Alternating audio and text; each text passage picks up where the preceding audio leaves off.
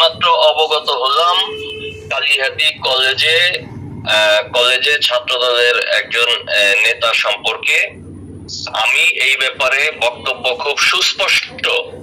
আমাদের বিএনপির ভারপ্রাপ্ত চেয়ারম্যান জনাব তারেক রহমান স্পষ্ট বার্তা দিয়েছে সকল নেতাকর্মীদের প্রতি এবং ধারাবাহিকভাবে বলে যাচ্ছে রাজনীতি করতে হলে জনগণের মন জয় করে রাজনীতি করতে হবে এবং কোনো অপকর্মের দায় দল বহন করবে না।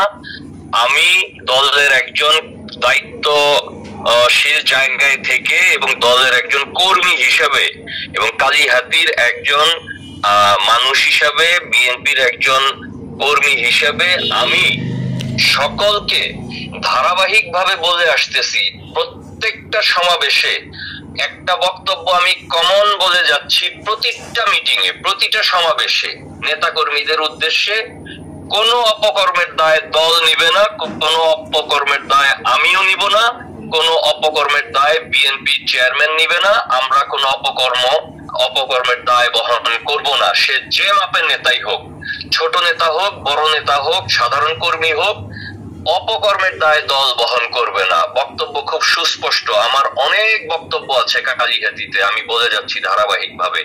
কাজেই যদি কেউ কোনো অপকর্ম করে থাকে এটা তার একান্ত ব্যক্তিগত ব্যাপার। এই ব্যাপারে দল সাংগঠনিক ব্যবস্থা নিবে। যদি সে দোষী প্রমাণিত হয় অবশ্যই দল সাংগঠনিক ব্যবস্থা নিবে এবং আইনের গতিতে চলবে। কোনো অপকর্মের পক্ষে দল অবস্থান নিবে না এবং আমিও কোনো অপকর্মকে সমর্থন করব না। বক্তব্য খুব সুস্পষ্ট। এটা সম্পূর্ণ আইন শৃঙ্খলা বাহিনীর ব্যাপার এবং এগুলা শিক্ষকদের কথা যদি বলেন, এগুলা তো আসলে যার যার নৈতিকতার ব্যাপার। এগুলো আমাদের নৈতিকতার পরিবর্তন হতে হবে। গত স্বৈরাচার সরকারের সময় যে নৈতিকতার যে অবক্ষয় ঘটেছে সেটার হয়তো কিছুটা এখন পর্যন্ত থাকতে পারে, ধারাবাহিকতা থাকতে পারে।